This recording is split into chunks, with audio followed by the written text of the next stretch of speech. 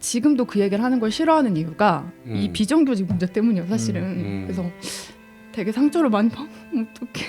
이러면 안 되는데. 그냥 아예 저는 사실 외면을 택했거든요. 근데 이렇게 노력한 분들이 있어서 역사 속 인물을 내내 마음대로 씹고 뜯고 맛보고 즐기는 역사 내피셜 그놈 111화 시작합니다. 네, 역사 스토리텔러 김재원 선생님, 역사 속 그놈의 심리분석가 배상훈 교수님, 오창석 작가, 박가영 아나운서 오늘도 함께 합니다. 반갑습니다. 자, 저희가 이 녹화는 4월 22일 월요일에 하고 있는데요. 이 네. 방송이 되는 날은 5월 1일. 자, 메이데이. 어우. 자, 노동절입니다. 어떻게 네. 메이데이가 기억이 나시나요?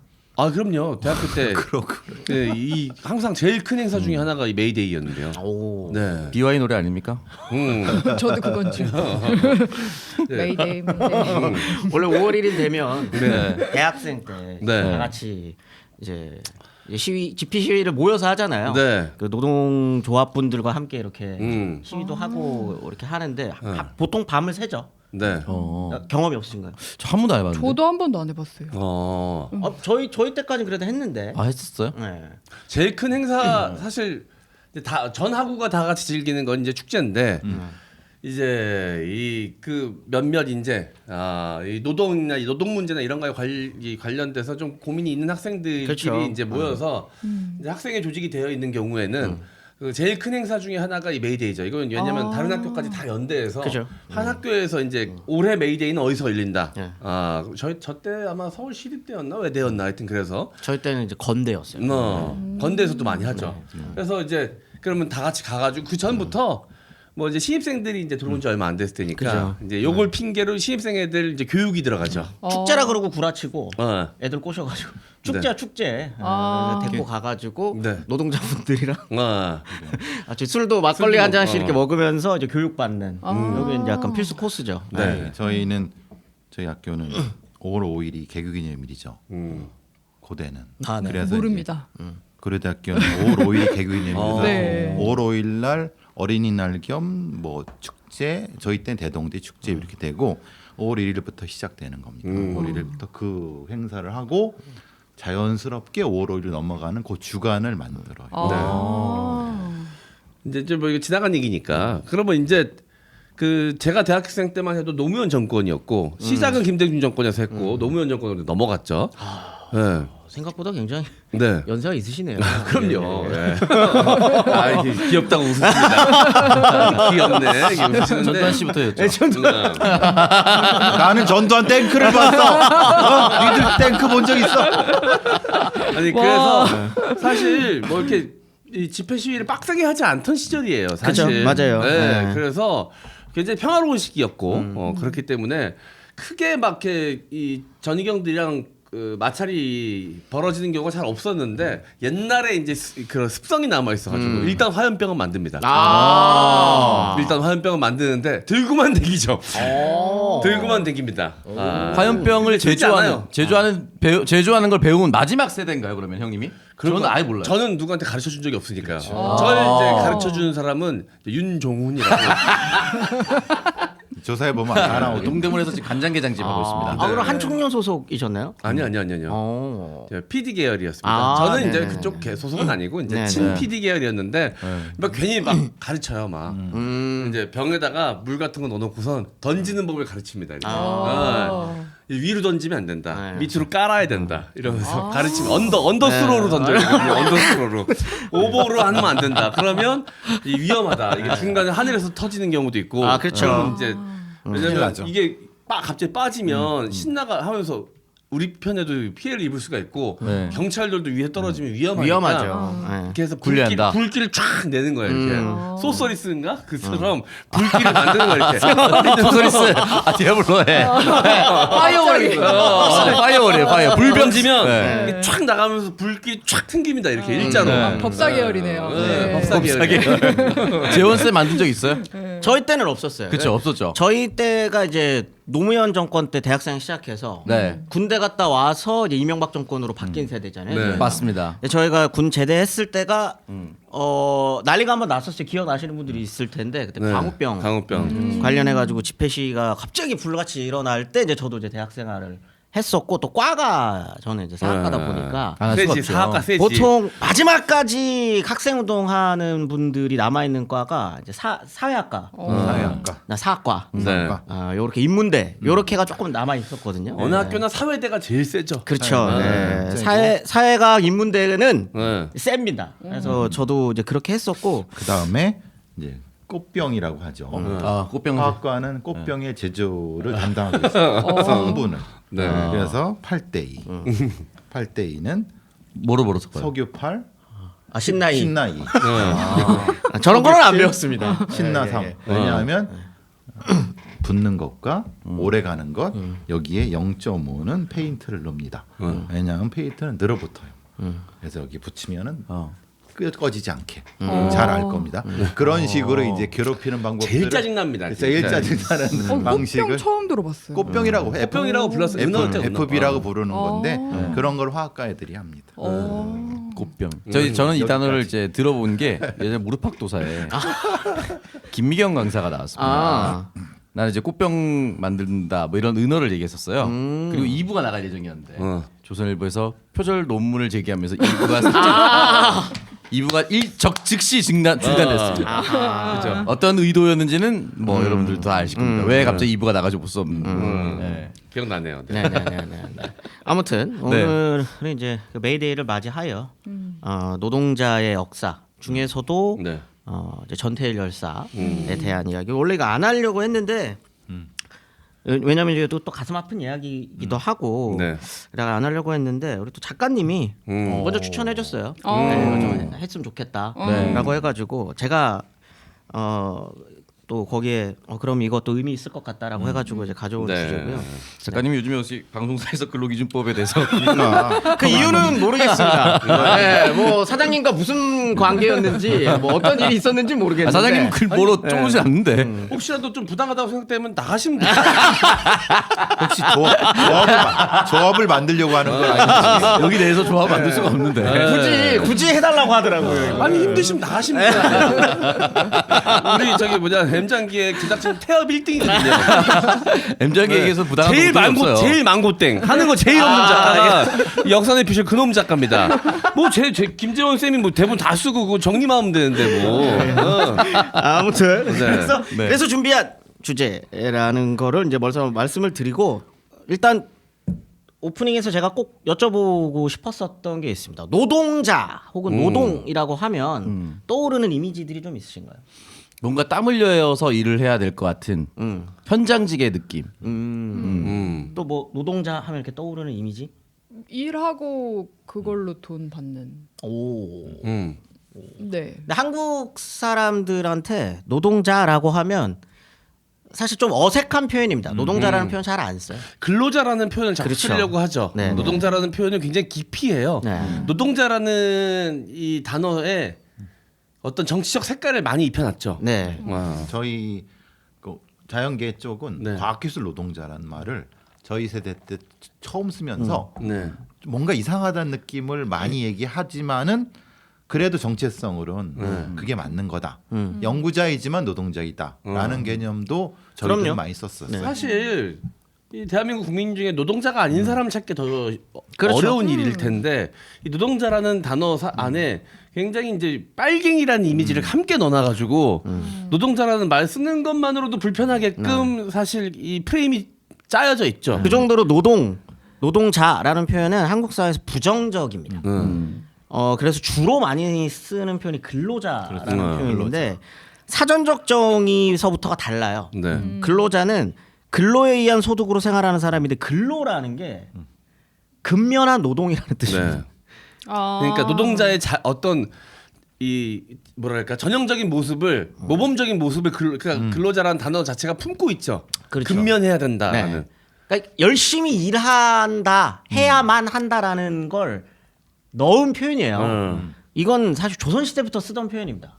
노비, 머슴 다 근로자라고 표현하거든요. 그러니까 그만큼 불만 갖지 말고 근면성실이래라고 하는 뜻이에요. 그게 그러니까 정부 입장에서는 이 표현이 자본가와 정부 입장에서 굉장히 옳은 표현인 거죠. 네. 저희 때까지는 기본적으로 이제 계급주의를 내포하고 있는 네. 거죠. 저희 때까지는 2월 8일 날일 겁니다. 근로자의 날이라고 따로 놀았어요. 맞아 있었어요. 그 예. 5월 1일은 그냥 없었어요. 그냥 그건 운동권들이나 지키는 날. 근데 이제 그때쯤에 되면서 김대중 정부 되면서 5월 1일이 메이데이로 정착이 합쳐진 그 거죠. 제가 앞서서 현장직이라고 말씀을 드렸던 이유는 정치적인 것도 있지만 사무실에서는 사무직과의 구분 그렇죠. 용도로 분명히 있습니다. 네. 쓰려고 하는 것들이 있기 때문에 아. 그렇게 말씀을 드렸습니다. 네. 이제 아마 화이트 칼라 노동자분들 중에 본인이 노동자라고 생각하세요라고 물어보면 그렇게 대답하시는 분들 많이 없으실 거예요. 그게 이제 선입견이나 그런 것들인 거죠. 왜냐하면 노동자는 정치적 표현이라고 말씀하셨는데 사전적 정의에서도 정치적 표현이 맞습니다. 스스로 노동자임을 인식하고 그거에 대한 행동을 해야 노동자예요. 그리고 그렇기 때문에 되게 중요한 표현인 거거든요. 네. 조금 길게 표현하면 법적으로 자본가와 대등한 입장에서 계약을 맺으며 경제적으로 생산수단을 일절 가지는 일 없이 자기 자신의 노동력을 상품으로 삼는 사람이라는 뜻입니다. 그럼 노동자가 아닌데요? 누가요? 제가요. 왜요? 자본가와 동등하지 않은 것 같아요. 그러니까 이 인식을 출발점으로 삼아야 된다는 거죠. 이렇게 생각이 들잖아요. 네. 나는 나의 노동력을 파는데 자본가와 동등하지 않은데 근데 사전적인 일에 그러면 그걸 위해서 투쟁해야 하는 겁니다. 항상 투쟁하고 있잖아요. 네. 근데 이제 그 부당한 대우가 없는데 투쟁을 하는 거는 반항입니다. 그냥 대거래하는 거잖아요. 부당한 대우가 있는지 없는지는 각각이 판단하는 거예요. 아니 근데 그러면 불만이 있으면 불만을 얘기하면 되는데 쟤는 그냥 늘 시비를 터요. 그냥 시비 걸잖아요, 쟤는 늘. 별거 아니고 뭐딴 걸로. 그냥 이것이 시비로 이어지지 않으려면 노동조합을 결성해야 돼요. M장기엔 노동조합을 결성해야 되는데 그거를 막기 위해 법인 사업처로 만들지 않는 거예요. 네. 이런 것들을 계속적으로 우리가 주장을 해야 됩니다. 그 오늘 M장 노조 만들기 방송. 여러분들이 결성할 때 저는 빠지겠습니다. 저는 노조에 가입하지 않겠습니다. 삼성이야. 저는 구사대를 하겠습니다. 하고 싶은 대로 하세요. 저는 뭐다 근데 저 오늘 이 방송 하라고 허락해 주셨잖아요. 두 분은 의지를 밝히셨으니까. 아니 아니, 내가 밝힌 거는 아니고 예. 이런 것도 있다라는 것만 말씀드린 겁니다. 잠시만요. 다시 생각해 보도록 하겠습니다. 이 방송을 하면 사상 검증이 될 것 같아요. 그래서 하자고 했습니다. 근데 네. 그런데 한국에 노동조합이 6천여 개 가까이 돼요. 네. 근데 우리는 이 노동조합 6천여 개 노동조합 하면은 맨날 이 사람들이 막 데모하고 싸우고 이런 네. 이미지가 있거든요. 그렇죠. 안 그렇습니다. 현실적으로 사실은 1%에서 2% 정도만 파업을 진행합니다. 전체 노동조합 중에 나머지 98%는 이 1, 2%의 어떤 그 파업과 어떤 쟁의를 통해서 네. 얻어낸 임금 교섭의 결과물을 얻어가요. 얻어가는 겁니다. 그만큼 1, 2%의 역할이 되게 중요하거든요. 네. 그런데 언론에서는 이 1, 2%의 모습을 대단히 부정적으로 묘사하는 경우가 많죠. 네. 얼마 전에 이제 화물연대를 네. 다루던 언론의 방식이 굉장히 폭력적이었죠. 네. 네. 근데 이게 여러분들도 아셔야 됩니다. 여러분들의 월급이 유지되는 건 그들의 파업 덕분이라는 거를 꼭 인지를 하셔야 돼요. 그렇지 않으면 그러한 쟁의와 파업이 없었으면 여러분들이 지금 누리고 있는 그 안정적인 월급은 보장될 수 없습니다. 네. 근데 이제 언론에서 항상 공격하는 포인트는 이제 대중의 불편함을 담보로 그렇게 파업을 진행해가지고 본인들의 이득을 취하려고 한다. 네. 이 이미지를 자꾸 씌우려고 하죠. 언론에서는. 참 신기해요. 한국 언론 이것도 한국 언론의 대단히 큰 문제점이기도 한데 네. 노동자가 파업을 시작하면요. 그 노동자가 왜 파업을 했는지에 대해서 제대로 보도하는 언론은 거의 드뭅니다. 없습니다. 네. 대중의 불편함에 계속 포커싱을 하죠. 예를 들어 지하철 노조가 파업을 한다. 뭐라고 하면은 그 지하철 노조의 파업으로 인해서 얻게 되는 서울 시민의 불편함을 집중적으로 다뤄요. 4시간 걸렸어요. 원래 30분 만에 가던 곳이 4시간 걸렸어요. 출근길 대란. 네. 대단히 그냥 건조하게 지금 지금 지하철 노조에서 요구하는 건 땡땡땡입니다. 끝. 이들이 어떤 조건에서 일하고 있었는지, 그다음에 그들이 요구하는 조건이 어찌하여 합당하고 왜 이루어져야 하는지에 대해서 제대로 진지하게 취재한 결과를 언론에서 발표하는 경우는 없어요. 없다라고 단언할 수 있을 정도로 대단히 어떻게 보면 언론에서의 어떤 그 보도 자체가 기울어져 있어요. 그 당장 그러니까 재작년이었던 것 같은데 그 조선소에서 유치원 노동자가 스스로가 한 평짜리 감옥을 만들고 들어갔을 때 왜 그렇게 하는지에 대해서 기억하시는 분들이 별로 없을 것 같다. 예를 들어서 조선사가 힘들어서 월급을 예를 든 겁니다. 300만 원 받다가 200만 원으로 깎자. 너무 힘드니까. 근데 지금 이제 해고를 시키면 공장 자체가 돌아가지 않으니까 서로 고통을 분담하자. 근데 조선사 경기가 회복이 됐습니다. 임원은 뭔가 보너스 파티를 하는데 200만 원이 계속 동결되고 있어요. 그러면 그 노동자들 입장에서는 우리가 원래 받던 300만 원을 다시 회복해달라라고 얘기를 하는데 언론에서는 갑자기 월급을 100만 원이나 인상해달라고 합니다. 내가 원래 받던 걸 회복시켜달라고 한 것인데 본질은 이겁니다. 근데 그 노동자들이 파업을 하는 순간 그때부터 조선사가 입게 되는 피해액을 아주 크게 잡아서 전 조선사로 잡아서 4천억이다. 이거 네가 물어내야 된다.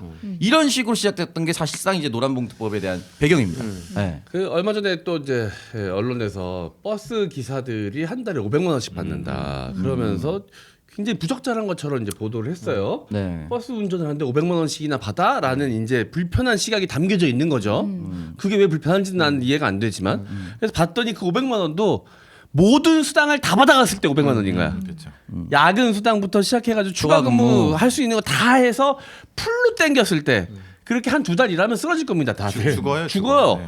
근데 그거를 가정했을 때 500인데 그걸 제목에 달아놓고서 기사를 썼더라고요. 그런 경우 혐오 조장하는 거지. 네. 이제 그 버스 기사분들한테도 그렇고 이런 방금 말씀해주신 그런 게 전형적으로 드러나는 그 보도 중에 하나가 배달 기사분들 요즘에는 그 라이더분들 월 700번이 뭐 월 뭐 얼마 번이 많이 벌면 뭐 이렇게 그냥 그거 진짜 잠도 안 자고 일하고 그거를 거의 그 동네 한 동네를 독점했을 경우에 생겨나는 그거지.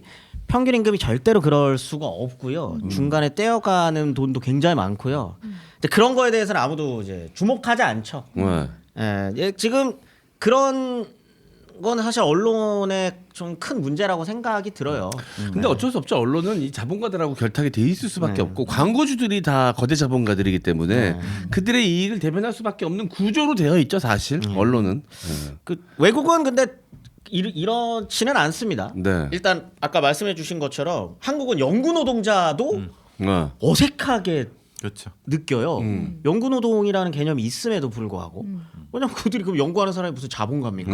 뭘 갖고 있어요? 수단. 네. 엄청나게 착취를 받는데 네. 포장이 돼 있죠. 네. 니네들은 멋있고. 근데 그 되게 웃긴 게 뭐냐면 스스로도 그렇게 생각하는 그렇죠. 특징이 또 있어요. 왜 우리는 육체 노동과 다르다라고 하는. 그러다가 그런 연구에다 죽는데. 네. 진짜 많이 죽는데. 난 방금 비슷한 경우가 사실 공무원 분들에게도 씌워집니다. 한국은 공무원 노조가 얼마 전까지도 불법이었죠. 없었죠. 네. 네. 그 이때 2015년인가 이때 한국에서 보도가 된 것 중에 하나가 이제 프랑스에 네. 경찰들이 시위하는데 다 같이 시위하는 걸 보면서 사람들이 되게 흥미로워했다는 거예요. 경찰이 노조가 있어? 뉴욕 경찰도 노조 있어요. 네. 그래서 피켓 시위해요. 필요하거든요. 아니 경찰, 뭐 소방관, 군인이라고 해서. 그들도 권익이 있으니까. 네. 근데 한국은 그거부터 딱 생각하라는 거죠. 경찰이 그럼 파업하면 어떻게 되라고? 그들은 특수하니까 네. 당연히 안 되는 거 아니야? 이런 생각들을 갖고 있다는 거죠. 어제 TV 프로그램에서 봤는데 이제 그런 것들을 다루는 이 노동자들에 대한 인식을 찍은 다큐멘터리였어요. 프랑스에서는 그런 노동쟁의가 워낙 활발하니까 갑자기 버스가 가다가 그냥 세워놓고 승객들을 그냥 내려놓고 그 버스 기사가 노동쟁이에 참석하고 막 그런 일도 있고 뭐 여러 가지로 불편함이 있는데 사람들이 불평을 한 마디도 안 하는 거예요. 그래서 왜 안 하냐 그랬더니 당연한 나도 노동자고 저들도 노동자이기 그렇죠. 때문에 저들이 자신들의 권익을 위해서 이 소리 내는 것을 나도 인정해줘야 나도 나의 권익도 다른 데 가서 보호받을 수 있다라고 얘기를 하더라고요. 그런 인식이 사회 전반적으로 다 깔려 있는 맞습니다. 거죠. 네. 그 유럽 같은 경우에는 초등학교 때부터 네. 노동 수업이 있어요. 노동 이 집회 시위를 수업에서 배워요. 어떻게 배우냐면 임금 협상하는 거를 토론 활동으로 넣었어요. 그렇죠. 그러니까 뭐냐면 모두가 노동자가 될 수 있으니까요.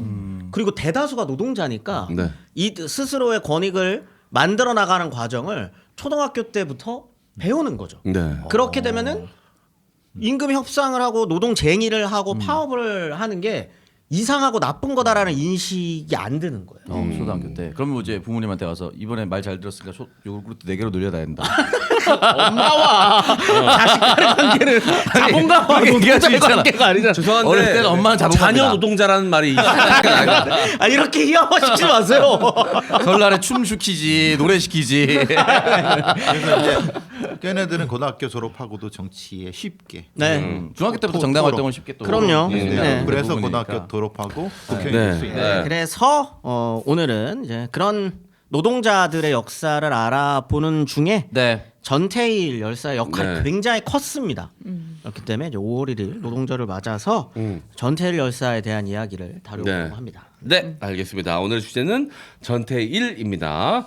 숙면에 들기 어려워서 베개를 여러 번 바꿔본 경험이 있으신 분들께 추천하고 싶은 브레인 슬립 베개 소개하겠습니다. 브레인 슬립 베개는 독자 개발된 신소재 이코어를 사용한 코일 같은 독특한 소재로 되어 있는데요. 딱 보기에도 바람이 잘 통할 것처럼 생겼습니다. 이런 통기성 덕분에 베개를 아무리 오래 베고 있어도 머리에 열이 안 나고 땀이 나지 않습니다. 머리가 시원하니까 자다 깨지 않고 쾌적하게 잘 수가 있고요. 잠자는 25%의 인생에 투자해서 깨어있는 75%의 인생에 활력을 선물해 보시길 바랍니다. 지금 베개를 구매하신 후 배송 메시지에 M장기획 또는 역사 내피셜 그놈을 적어주시면 추가 사은품을 드리는 이벤트 진행 중입니다. 검색창에서 브레인 슬립 검색해 주세요. 네. 네.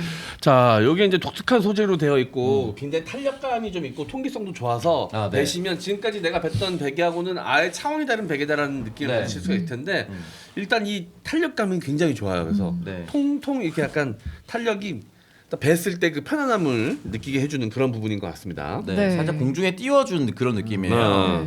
네, 그 한때 무중력 체어라고 그거 되게 유행했었거든요. 머리만 딱 그런 느낌이에요. 네네. 그래서 베개 구매하시면은 뒷부분 은 살짝 딱딱하고 앞부분이 이제 말랑말랑한데 말랑말랑한 부분으로 베고 주무시면 됩니다. 아. 네. 자, 여러분. 자, 새로운 또 이 베개 형태라서 처음에는 좀 의아하실 수도 있는데 한번 써보시면 압니다.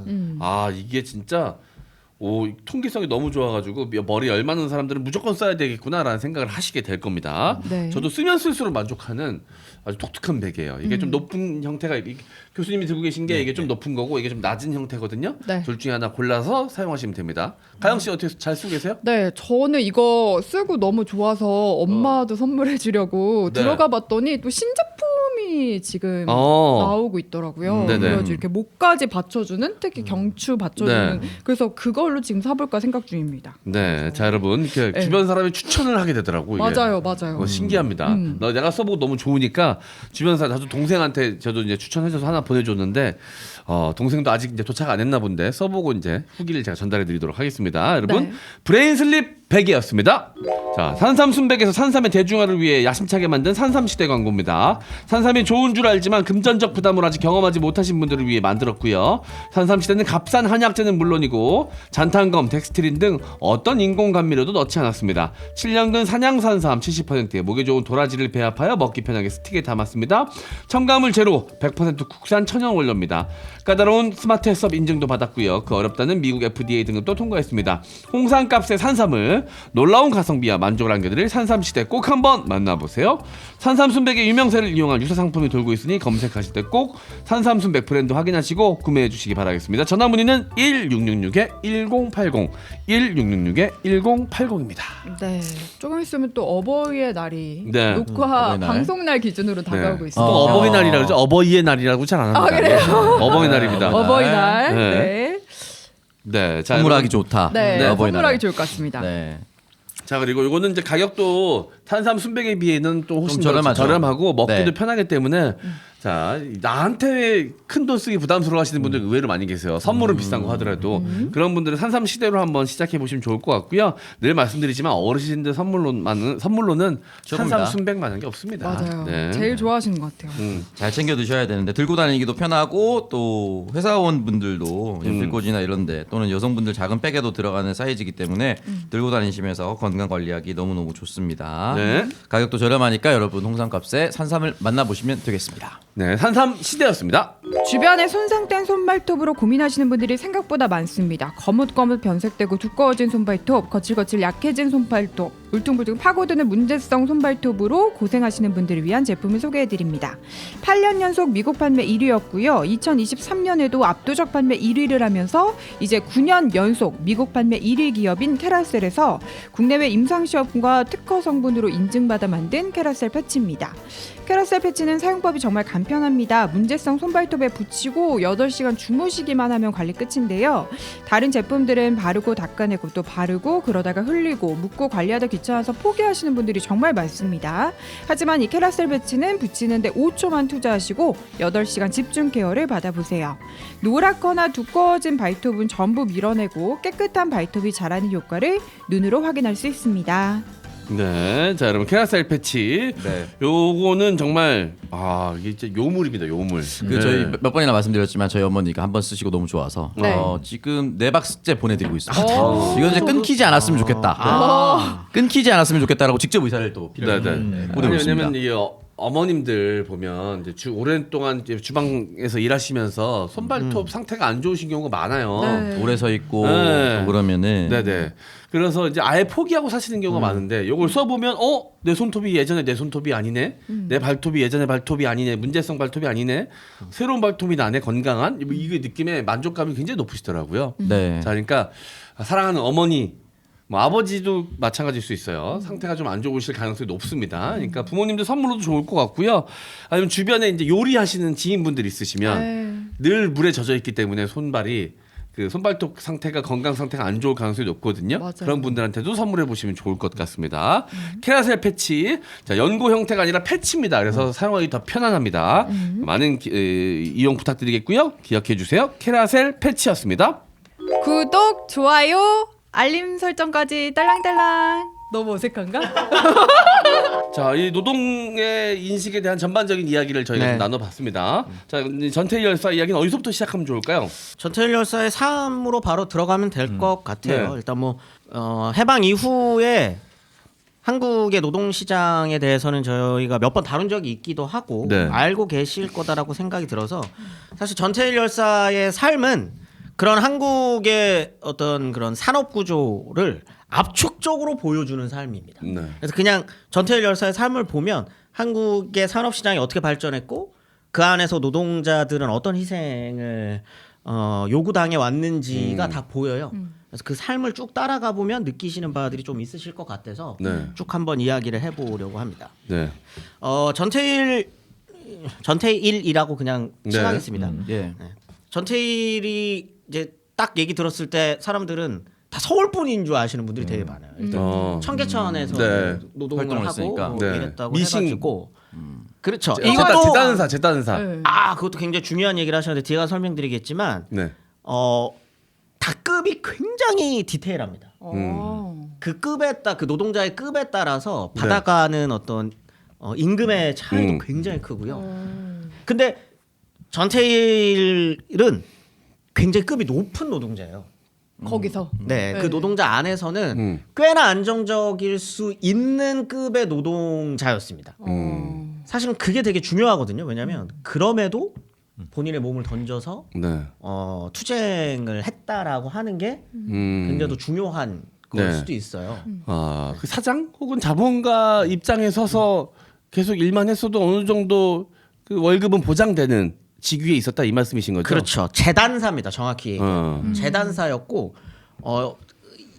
흔히 이제 시다라고 부르는 네. 보조들 보조. 같은 경우에는 정말 저임금 네. 노동이었었고요. 수를 하면요. 재단하는 건 남자, 재단이라는 것이 이 옷감에다가 재단 틀을 가지고 쭉쭉 하면 그걸 잘라서 넘기면 미싱 파트에서 미싱을 박아서 쭉 박아서 그걸 뒤집어서 바지를 만들고 그것을 실감을 띠는 형태가 시다. 가장 밑에. 네. 그 위에 미싱사, 미싱 박는 거. 앞에 재단사. 급이 이렇게 계급이 쫙 올라가고 재단사 최고가 마치 공장장 같은 느낌입니다. 그러니까 재단사는 조금 10년 계급 정도는 공장장 자본과 비슷하죠. 그러니까 이 전태일이 그 정도 급에서 노동운동 했다 정도로 이해하시면 돼요. 그 잠깐 말씀드리면 가장 밑에 이제 미싱 네. 보조 이제 시다죠. 네. 시다 같은 경우에는 월급을 한 1,500원에서부터 시작해요. 네. 근데 당시에 서울 기준으로 노동가구의 월 평균 생계비가 네. 12,780원. 아, 12,780원인데. 80원이 매달 생계를 위해서 꼭 필요한 돈이에요. 네. 근데 월급이 1,500원. 네. 이때가 짜장면이 100원 정도 했다고. 설렁탕 한 그릇에 60원 정도 아, 할 때였고. 짜장면. 그러면은 따지면 한 7, 80만 원 정도 받은 거네요, 월급을. 지금 시세로 따지면.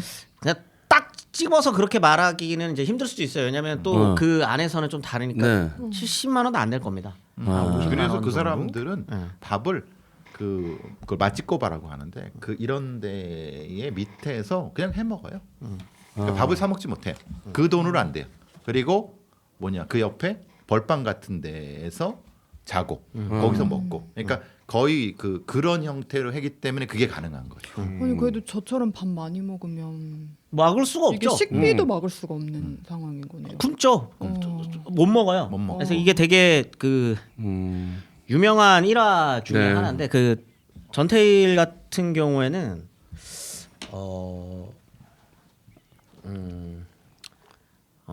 미담이 많아요. 그리고 그 많이들 말씀하시는 게 뭐냐면 전태일은 그 몸을 던져서 그때 이제 분신을 하지 않았어도 충분히 훌륭하게 기억될 만한 사람이다. 분이다라고 하는 이야기들이 되게 많아요. 그 중에 하나 그 자기 월급으로 이제 거기서 일하는 여공들 밥값을 다 그쵸. 내주는 일은 굉장히 유명하잖아요, 그죠? 네. 네. 풀빵 사주고 본인이 이제 걸어갔던 일화도 있고 그 되게 인상 깊었 제가 들었었던 이제 특강에서 들었었던 이야기 중에 굉장히 인상 깊었던 그 이야기가 뭐였냐면 그 이제 본인 나중에 재단사가 된 다음에 이제 미싱 보조하는 친구들은 밥을 못 먹으니까 이제 밥을 사주러 갔대요. 근데 본인은 안 먹었다는 거죠. 네. 이 여공들만 이제 사주고 전태일 열선 안 드셨다고요? 네, 전태일은 이제 먹지 않아서 이제 주인분이 아니까 매일같이 사주고 하니까 너 내가 공짜로 줄 테니까 먹어라 그랬는데도 안 먹었대요. 그래서 이제 왜 안 먹었냐고 나중에 혼자 왔을 때 물어보니까 그 여공들한테 나는 먹고 왔다라고 얘기해서 이 얘기도 굉장히 유명하죠. 네, 그렇죠. 그랬다고 왜냐면 안 할 그러면 정도로. 너무 부담스러워 네. 할까봐 일부러 나는 먹었으니까 너들 먹어라고 얘기했는데 그래놓고서 한 그릇 더 먹으면 뭐야 거짓말했네 우리 먹게 하려고 해서 마음에 부담감을 가질 거 아니에요 여공들이 그래서 안 먹었다 그 얘기도 들었습니다. 예. 지금도 그 흔적이 있을걸요. 지금이 어디냐 그 동묘 안쪽에서 서울 동묘에서 신설동 넘어가는데 그런 작은 밥집들이 있어요. 네. 그 위쪽이 청피 그런 미싱사들이 거기 일하는 데고 그 넘어가 이제 성동 기공 이런 쪽인데 거기가 바로 이제 전태일 열사가 일했던 공간이고 그 개울을 따라 올라가서 걸어 다녀 쌍문동에 걸어 다닌 그 길이 이제 고대 제기동길 그 위쪽으로 쭉 올라가는 올라가는 길이 그쪽이죠. 거기가 전태일 열사가 주로 활동했던 데죠. 네. 뭐 아무튼 그래서 이제 그 전태일의 삶을 쭉 찾아가려면 아버지 이야기도 조금 해야 됩니다. 왜냐하면 굉장히 중요해요. 아버지 그 전상수와 어머니였었던 이소선의 삶도 굉장히 중요합니다. 영향을 받을 수밖에 없거든요. 네. 일단 전태일은 대구 출신입니다. 대구 출신이고요. 근데 아버지가 대구가 이제 전에도 한번 말씀드렸는데 지금 같은 분위기가 아닙니다. 대구는 굉장히 빨간 도시였어요.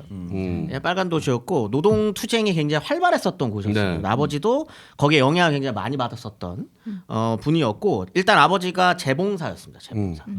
그리고 이 재봉사로서 이게 노동을 하는 중에 그때 이제 10월 총파업이라고 대구에서 되게 유명한 파업이 있었어요. 근데 거기에 참여를 했다가 동료가 사망하는 사건을 경험해요. 네. 미군이 그 직접 이후로 진압을 했는. 그렇죠. 그 이후로 이건 굉장히 나중에 이제 전태일의 삶에도 영향을 많이 끼치는데 아버지가 이제 술만 먹고 들어오면 그렇게 포금을 하고 폭행을 많이 했었던 걸로 이제 네. 기억이 되거든요. 근데 이게 그러니까 아버지가 이런 어떤 그런 기억을 갖고 있고 그 이후에도 이건 사실 어떻게 보면 한국 사회의 이런 빈민들의 서사에는 꼭 등장하는 거예요. 네. 그게 뭐냐면 계속적으로 이주를 합니다. 그렇죠. 정착이 잘 안 돼요. 네. 정착을 하기 위한 여러 가지 조건들이 있는데 그 조건을 충족시키는 게 굉장히 쉬울 거라고 지금 분들은 생각을 하시는 경우가 많은데 어렵습니다. 그건 우리가 예전에 그 서울 개발사 하면서도 네, 그렇죠. 같이 이야기를 들었던 부분이잖아요. 네. 그죠? 근데 아버지 같은 경우에는 기술이 있어요. 일단 재봉사였기 때문에 기술이 있음에도 불구하고 성공해서 정착하는데 굉장히 어려움을 많이 겪습니다. 일단 부산에서는 한번 크게 전쟁 중에 한번 나름대로 성공의 맛을 봐요. 네. 근데 뭐 미국의 양복 수선을 한다거나 아니면 뭐 이런 것들을 통해 가지고 나름대로 재봉틀도 여러 개를 구입해 가지고 사업을 어느 정도 성공을 했던 적도 있었어요. 근데 이제 뭐 화재가 난다거나 뭐 이런 식으로 여러 번의 그런 실패를 겪게 됩니다. 그러면 어떻게 되냐면 아버지가 생각하는 자녀 교육에 대한 수준도 그래 니네들이 공부하고 이게 해서 뭐해 이렇게 돼버리거든요. 네. 그러다 보니까 이제 전태일에게도 그것이 전가되는 거죠. 네가 자포자기가. 네가 해서 뭘 한다고 그냥 조용히 재봉 기술 배워가지고 일이나 도와. 입에 풀칠을 하면 살아. 그렇죠. 우리 주제에 뭘 배우려 그래 이런 거죠. 이 패배주의가 이게 배어 있는 거지 몸에. 그게 이제 그 아버지의 그 사업이 미시건이 있는데 그거를 할 수 있는 공간이 열악한 거죠. 전기 공간. 그러니까 불이 쉽게 나는 거예요.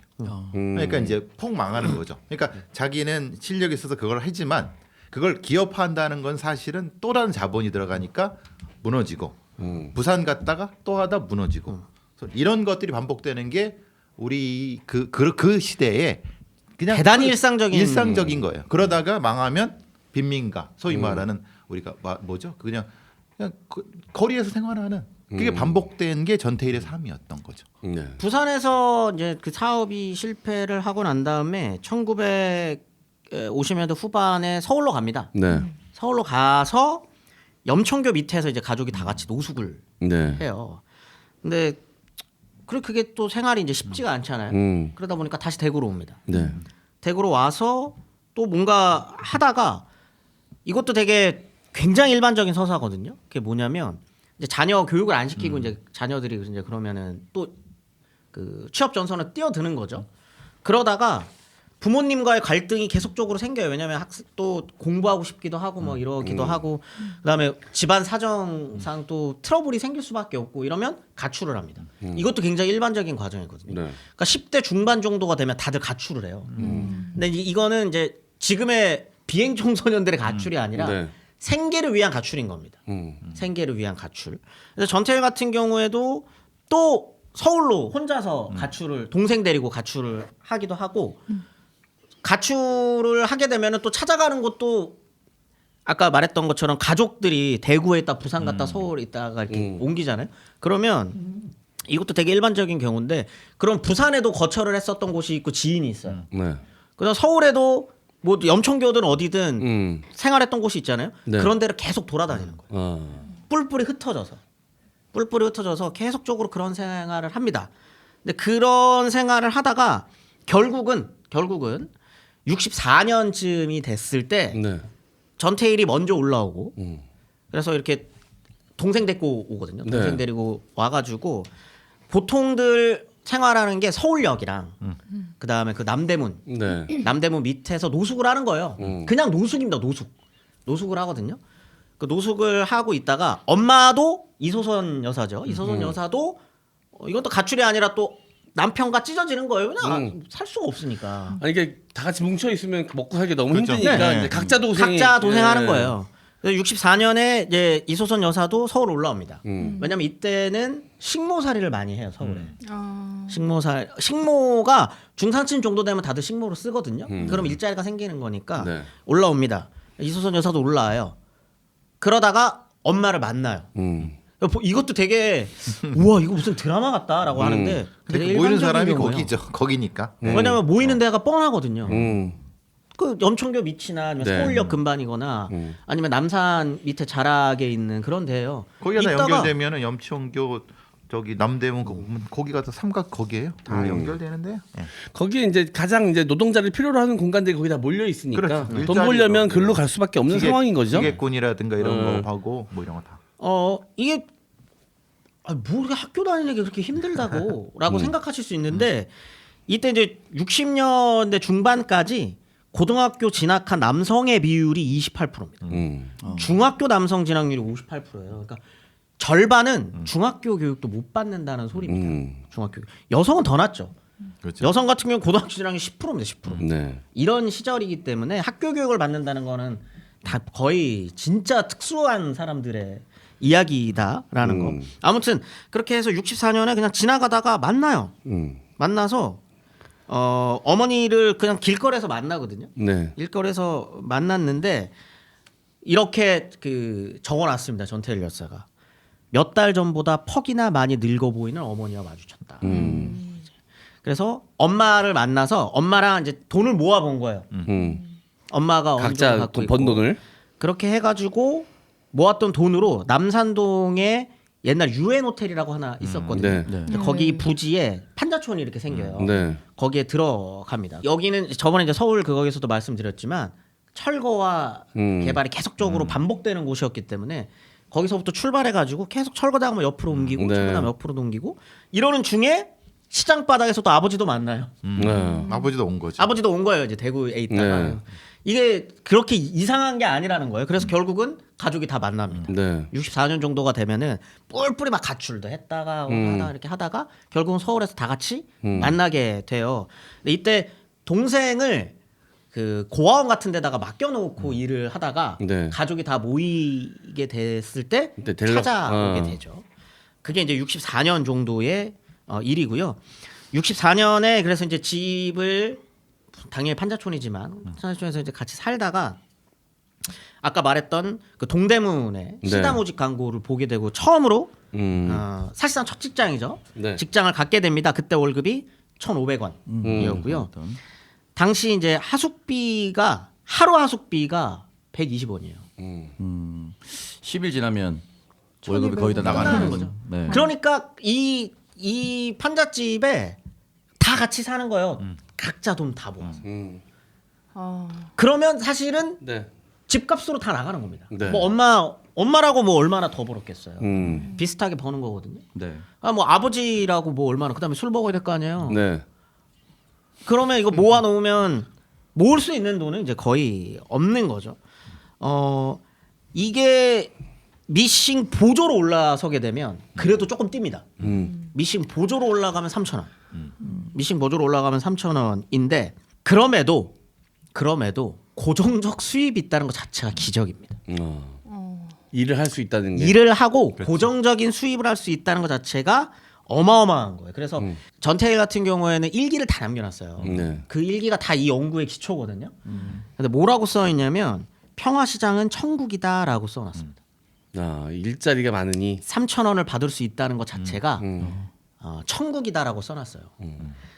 이제 평화시장이 어떤 곳이냐면 혹시 가보셨나요? 평화시장? 네, 지금 가봤죠. 청계천에 오는 네. 거기 가면은 이때는 1층이 이제 쇼핑하는 네. 곳이고요. 지금도 그래요. 네, 2층, 3층이 이제 노동하는 곳인데, 3층이 마치코바 그거. 네, 그 2층, 3층 그 조그만한 곳에 몇 명이 일했는지 혹시 아시나요? 들어보신 적 몇 있나요? 평 단위에 뭐 어떻게 평화시장 가보면 네. 그렇게 큰 건물이 아니에요. 이렇게 쭉 일자로 이렇게. 지금도 네. 2층 3층 올라가 보면 그 흔적 있어요. 네. 근데 거기에 입점해 있는 기업만 회사만 400 많게는 한 500개고요. 여기에서 노동하시는 분만 3만 명입니다.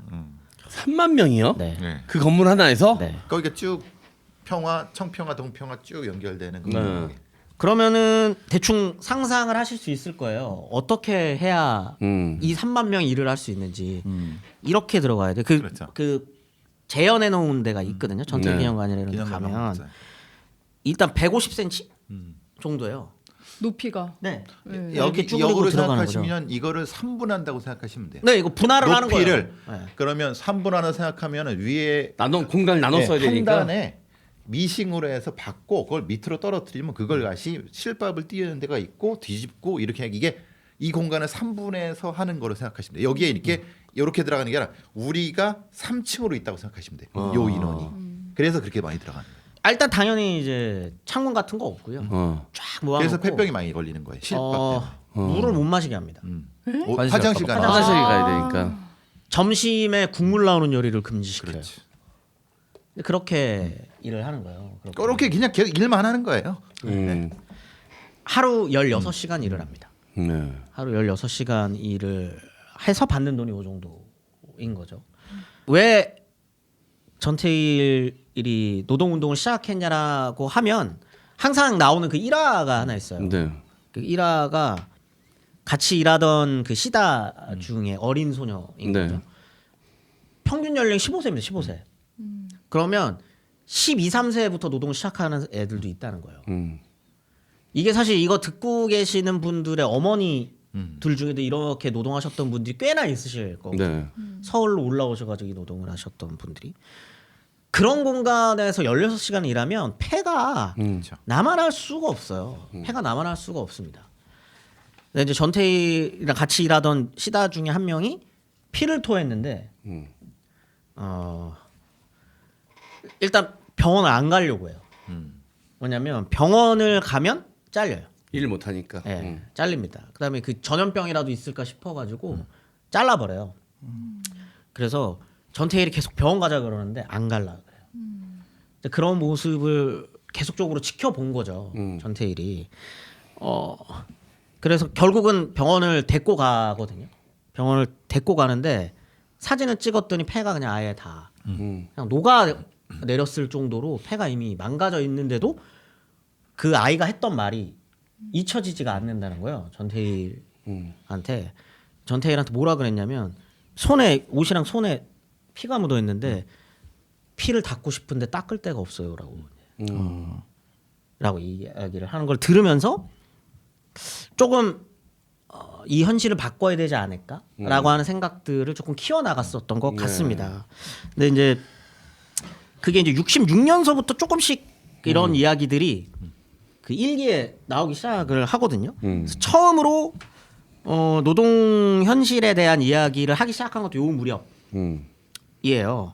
근데 굉장히 흥미로운 건 이때 아까 그 3,000원 이상으로 미싱 보조가 3,000원이라 그랬잖아요. 미싱사는 7,000원 정도 받습니다. 근데 미싱사까지 올라갔는데 본인은 다시 재단 보조로 재입사를 해요. 근데 이제 그게 굉장히 여러 가지를 말해주는 거거든요. 그게 아까 이제 교수님이 말해주셨던 것처럼 미싱사는 거의 대부분 여성이에요.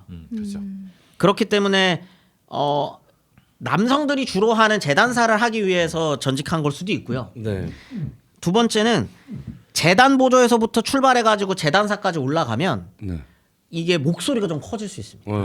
왜냐하면 이거는 기술직이거든요. 그렇기 때문에 이런 현실들에 대한 것들을 내가 재단사가 돼서 좀 뭔가 목소리를 내고 싶어서 였을 수도 있어요. 네. 다양한 이유에서 아무튼 본인은 재단사가 되려고 마음을 먹습니다. 네. 그리고 재단사가 결국은 돼요.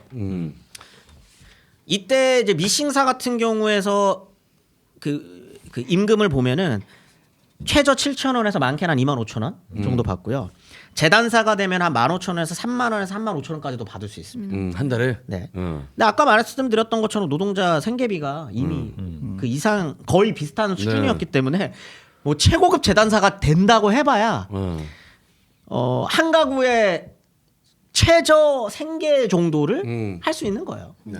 그 정도를 벌 수 있는 거였는데 아무튼 근데 본인은 그렇게 됩니다. 네. 본인은 그렇게 됐는데 이때 하필이면 그 판자촌이 불타요.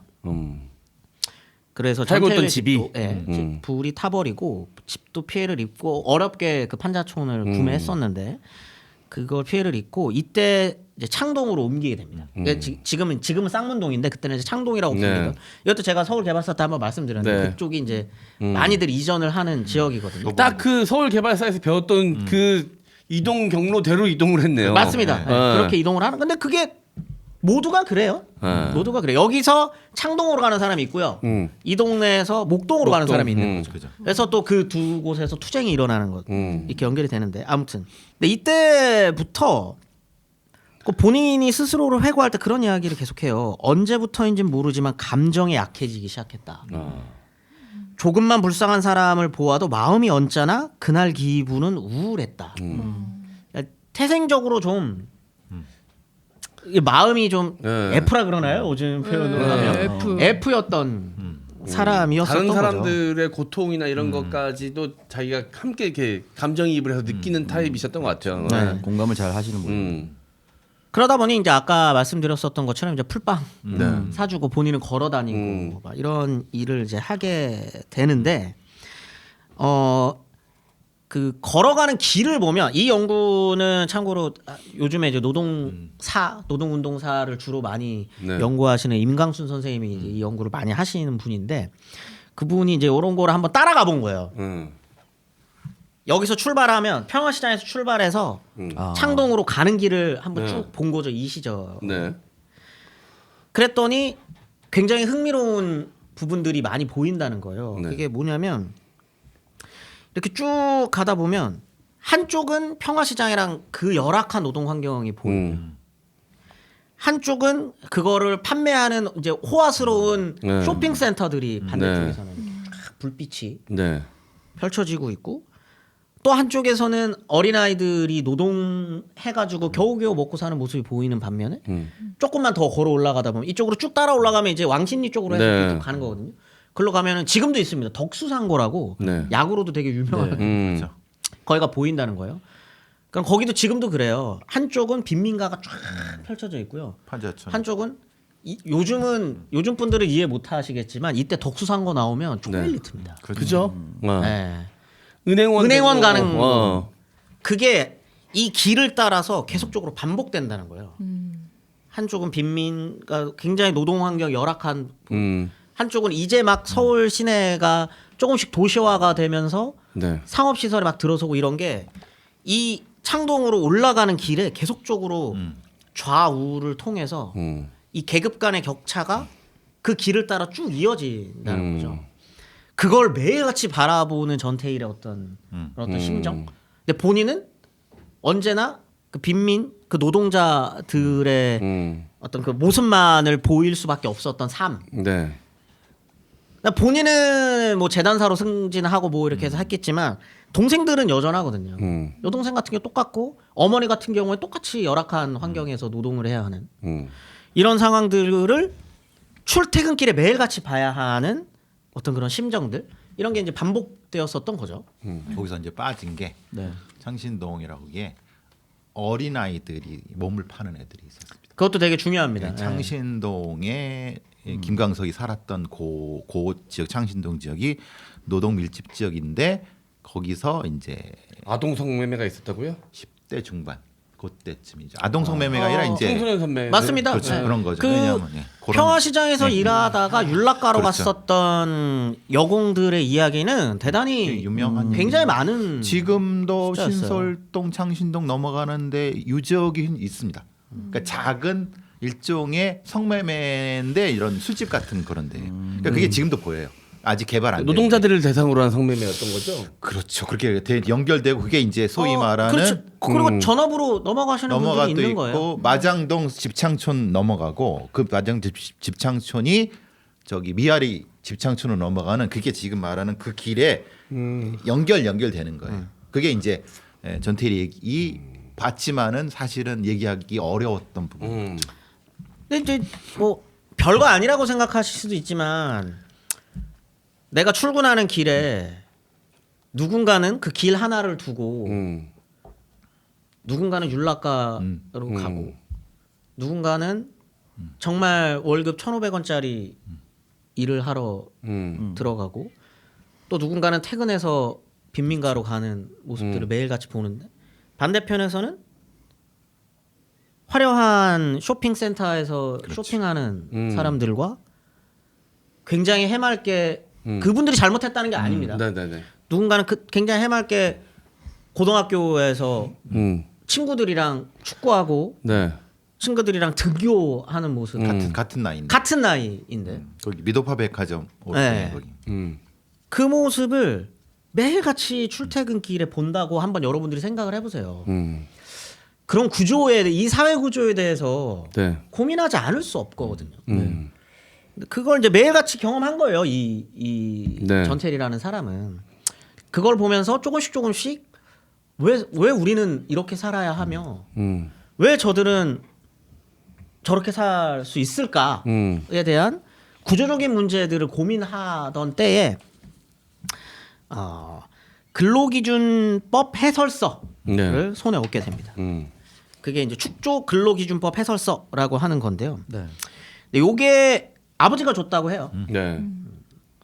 근데 이게 한자가 써 있어요. 그죠. 한문이 굉장히 많이 들어가 네. 한자가 굉장히 많이 적혀져 있는 거다 보니까 어쨌든 법률 서적이니까. 그럼요. 어. 이거를 해석하는 데만 2년 반이 걸렸다라고 해고 합니다. 스스로 이제 혼자 독학을 했군요. 네. 한자 같은 것들. 그다음에 이제 교회도 다니고 막 이렇게 하는데 이제 거기에서 이제 뭐 이렇게 좀 물어보기도 하고 아름아름. 그래서 전태일이 나한테 대학생 친구 하나만 있었어도 그게 이제 대단히 네, 그 얘기가 굉장히 좀 마음이 아프죠. 본인이 이제 그것도 이제 일기에 적어 놓은 게 나한테 대학생 친구 딱 한 명만 있었어도 요거 하루면은 그죠. 네. 다 얘기를 해줬을 텐데 끝나는 건데 이거를 내가 속한 내 직업군의 나의 권리를 알기까지가 2년 반이 걸렸다는 거잖아요. 굉장히 슬픈. 이건 굉장히 중요한 이야기예요. 그 표현이 가지고 있는 게 그들의 그런 계층에서 머물러 있는 분들은 계층 간의 사다리를 뛰어넘기 그만큼 어려웠다는 거예요. 네. 주변에 없는 거예요. 이 근로기준법 해설서를 함께 야 이거 이런 뜻인데? 라고 얘기해 줄 수 있는 친구가 단 한 명도 없었다는 겁니다. 그러니까 그런 환경을 그 좌우로 나뉘어진 그 계급 간의 격차를 겪어나가는 중에 이것도 함께 겪은 거예요. 그러다 보니 더욱더 이 현실을 이 구조적인 문제를 좀 뛰어넘고 싶다라고 하는 생각을 할 수밖에 없었던 거죠. 그러던 중에 69년이 되었을 때 아버지가 죽습니다. 근데 이때부터 본격적으로 본인이 이제 노동운동을 해야겠다라는 생각을 마음을 먹게 되거든요. 네. 근데 처음에는 어머니가 굉장히 말렸다가 아버지가 돌아가신 이후로는 그냥 뭐 아버지도 그러니까 어머니도 그냥 네. 방주를 했다라고 이제 말씀을 하시거든요. 그리고 난 다음에 69년 6월부터 재단산 친구들을 이제 모아가지고 바보회라고 하는 이제 되게 유명한 조직이죠. 조직을 하는데 그 바보의 뜻이 지금은 우리가 아무것도 모르는 바보처럼 당하고 살지만 우리도 깨우쳐서 바보로 남지는 말자라고 하는 뜻이었다고 합니다. 네. 근데 그렇게 비웃었대요. 주변에서 니들이 뭐 공부해봐야 뭐 어차피 뭐 이 인생 크게 달라질 것도 아닌데 뭐 그렇게 애쓰냐 뭐 이런 식으로 바라봤겠지 주변에서. 그래서 그 친구에게 보낸 편지가 하나 남아 있는데 그 편지에 제일 힘든 게 뭐냐라는 말에 현실의 조롱과 냉소가 너무나도 잔혹하고 괴로웠다라고 이야기를 합니다. 그러니까 본인이 이런 활동을 하는 게 이름이 바보회지만 사실 굉장히 좋은 뜻을 갖고 있는 건데 진짜 바보 보듯 주변에서 그걸로 뭐 되겠어? 니들이 그거 한다고 뭘 바꿀 수 있어? 라고 하는 어떤 조롱들을 감내하면서도 계속적으로 활동을 했던 거예요. 네. 그게 이제 대단한 거죠. 그리고 이 친구분들이 아직 남아 계세요. 같이 활동하셨던 친구분들이 얘기를 해주시는데 그렇게 밝고 당당했던 분이었다고 합니다. 네. 뭐 이렇게 옷도 딱 깔끔하게 빼입고 다니고 그러니까 당당한 거예요. 네. 그리고 이제 사람들이 이렇게 조롱하고 이래도 너 태일이 오늘 어디 가? 라고 그러고 나 오늘 방송국 가. 그랬다는 거예요. 방송국에 이거 네. 그 기자들한테 네. 이거 전달해야지 우리 목소리. 그리고 당당하게 가서 거절 당하고 오면 어. 속으로는 또 편지 쓰고 뭐 일기에는 가슴 아픈 그걸 하지만 겉으로는 그런 내색을 하지 않는 거죠. 뭐 또 해보면 되지 뭐. 또 해보면 되지 뭐. 이제 그랬던 친구였다고 해요. 근데 이게 말이 쉽지. 이거 여러분들한테 한 1, 2년 해보라고 하면은 아 근데 6개월도 힘들어요. 예. 못하죠 이게. 6개월이 뭐야? 일주일만 해도 자존감 바닥치고 더 이상 뭐 하기 힘들 걸요 아마. 그리고 내가 뭘 하자고 했는데 잘 안 된다는 벽이 느껴지면은 그 감정을 잡는 게 쉽지 않아요. 왜냐면 나를 바라보고 있는 사람 모든 사람의 꿈을 빼앗는 거거든. 빼앗는다기보다는 그 사람들을 다 좌절시키는 거거든요. 또 하면 된다라고 얘기하는 게 참 쉽지 않았어요. 쉽지 않습니다. 네. 네. 그래서 처음에 뭐 언론사도 찾아가기도 하고요. 노동청도 찾아가고 뭐 근로감독관실 뭐 이런 데 있거든요. 네. 이것도 되게 그 뭐 흥미롭다기보다는 가슴 아프면서도 흥미로운 이야기인데 한국의 노동법이 들어올 때부터 선진적입니다. 법 잘 자체는. 만들었죠. 네. 그냥 가져왔으니까. 법이 만들어질 때 그냥 유럽에 있는 법을 그대로 갖고 와요. 네. 그래서 노동법이 만들어질 때 하루 8시간 노동 근무 조건이 이미 있어요. 와. 하루에 8시간 일주일에 48시간을 넘을 수 네. 없고 일주일에 한 번은 이때는 이제 토요일도 근무를 하던 때니까 네. 일주일에 한 번은 무조건 쉬어야 하고 네. 뭐 48시간을 넘기 위해서는 노동자와 자본가가 서로 상호 합의하에 60시간까지는 가능하지만 뭐 이런 이야기들이 이미 노동법이 만들어질 때 같이 들어옵니다. 아무도 안 지키죠. 그런 게 있는지도 몰랐죠. 알 수도 없거니와 네. 아까 말씀드렸던 것처럼 15시간 노동은 거의 기본. 아 근데 진짜 이미 그때 유럽은 근데 그런 식의 노동법이 자리 잡고 있었다는 거잖아요. 그렇죠. 근데 이거는 뭐 그렇다고 또 한국만의 문제냐? 아니에요. 유럽은 이미 19세기에 이런 그렇죠. 그죠 과정이 있었죠. 과정이 있었습니다. 과정이 있었고 그걸 이겨낸 거예요. 근데 그걸 이겨낸 것도 마찬가지입니다. 이런 희생이 있었고요. 맞아요. 유럽도. 네. 네. 노동 운동이 치열하게 전개됐고 그 가운데서 이런 노동법들이 탄생할 수 있었는데 한국은 이제 그거를 그냥 법 만들 때 그냥 가져오다 보니까 이거 만들 때 자본가들이 반대하거든요. 이게 한국 현실에 맞냐? 네. 반대하지만 딱히 문제가 안 돼요. 근데 문제가 안 됐다는 건 모두가 안 지키니까. 누구도 지킬 생각이 없었다는 거죠. 네. 게다가 1960년대는 저번에 저희가 그 산업화 이야기 그때 할 때 말씀드렸던 것처럼 저임금 고강도 노동이 1960년대 한국 경제 성장을 이끈 겁니다. 이들의 희생, 노동자들의 희생이 노동자들 고열 빨아서 된 성장이었죠 사실. 네. 네. 그랬기 때문에 그러한 노동 환경은 한국 사회에서 있을 수가 없었습니다. 없었다는 거. 그 가운데 1970년 9월이 되면은 이런 활동도 하는 중에서도 재단사로 취직을 합니다. 네. 재단사로 취직을 하면서 사실상 그 평화 시장과 그 인근에 있는 작업장에 노동자들 중에서는 제일 돈도 많이 벌고 할 수 있는 네네. 사람이 된 거예요. 네. 근데 이때 이제 본인은 이제 거기에 만족이 아니라 이제 그걸 받아들이지 않고요. 노동 실태 조사 설문지를 돌립니다. 이것도 이 시절에 1970년이라는 시절에 상상도 할 수 없는 일이에요. 실태 조사를 노동자가 직접 한다? 미친 짓입니다. 미친 짓. 아니 딱그 자본가들한테 미운 털 박히기 딱 좋은 짓일 거 아니야. 그리고 네. 이제 솔직히 같은 계급에 있는 사람들도 왜 들쑤셔가지고 우리 지금 이렇게라도 일자리 계속 유지해야 되는데 쟤 때문에 우리 일자리 잃게 생겼네 이러면서 어떻게 보면 동지들 사이에서 네. 동료들 사이에서 비난이 더 심각하고 더 힘들었을 것 같다는 생각이 듭니다. 그래서 그 실태 설문조사를 해서 평화시장 피복 제품상 종업원 근로조건 개선 진정서라고 하는 네. 걸 본인이 작성을 해요. 어. 노동청에 진정서를 제출합니다. 네. 네. 그리고 그게 경향신문에 실려요. 어. 이게 대단히 이례적인 네. 일이었거든요. 지금도 남아 있어요. 음. 그 네이버 뉴스 라이브러리를 들어가셔가지고 치면 나옵니다. 네. 이게 조그맣게 단신으로 실려요. 어. 엄청나게 화제가 됩니다. 왜냐면 이거 실은 것 자체가 기적 같은 일이었어요. 근데 하필이면은 그때가 노동청 국정감사 시즌이었습니다. 네. 그러다 보니까 이 문제가 좀 더 커지면 네. 그냥 당연히 좀 이게 시끄러워지는 일이었어요. 노동청 네. 입장에서. 그래서 만나자고 합니다. 어. 그래 니들 요구 조건이 뭔지 한번 나 어. 들어보고 싶다. 만나자. 네. 라고 해요. 이거 되게 중요한 그거였거든요. 그래서 밥도 먹이고 그 다방 가가지고 막 이야기도 막 해요. 네.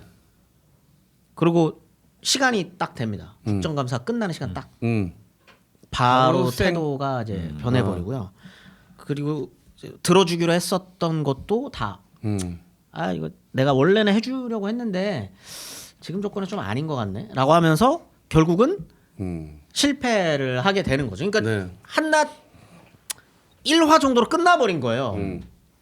경향신문에 실리고 뭐 국정감사 때 목소리가 들어가고 뭐 이렇게 해서 뭔가 좀 변화될 줄 알았었던 게 사실은 다 그때뿐이었던 거예요. 쇼였구나라고 하는 걸 본인 스스로 깨닫습니다. 너무 실망했을 것 같은데. 이게 1년 넘는 시간 동안에 끊임없는 투쟁, 아무것도 없었던 바닥 같은 상황에서 일구어낸 진짜 신랄 같은 희망이라고 생각했던 것도 끝나버린 거예요.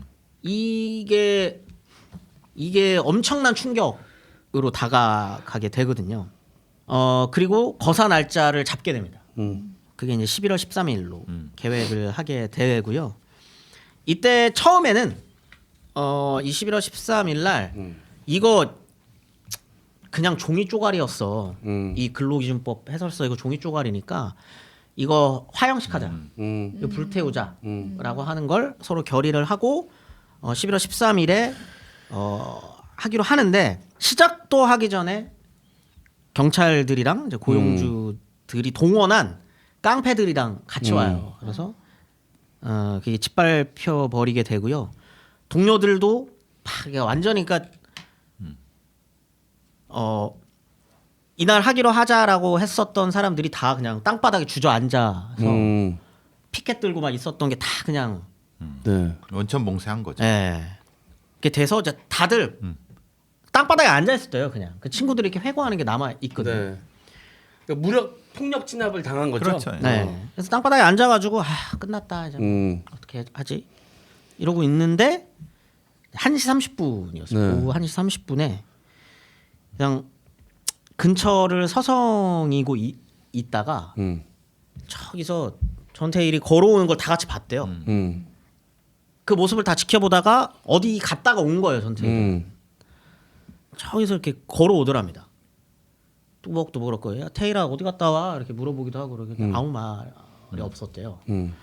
그러다가 갑자기 이미 휘발유는 몸에 이제 뿌린 상태였었고 라이터를 켠 뒤에 몸에 불을 붙이고 한 손에는 이제 근로기준법 해설서를 든 채로 근로기준법을 준수하라.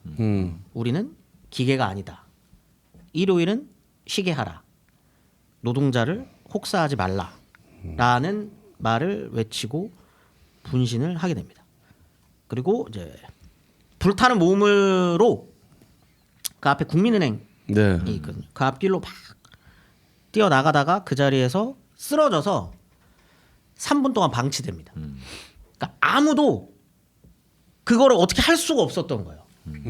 이게 무슨 상황인지 알 수도 없고. 그죠. 너무 갑작스럽기도 했고. 네. 맞아 당황했을. 그 친구들도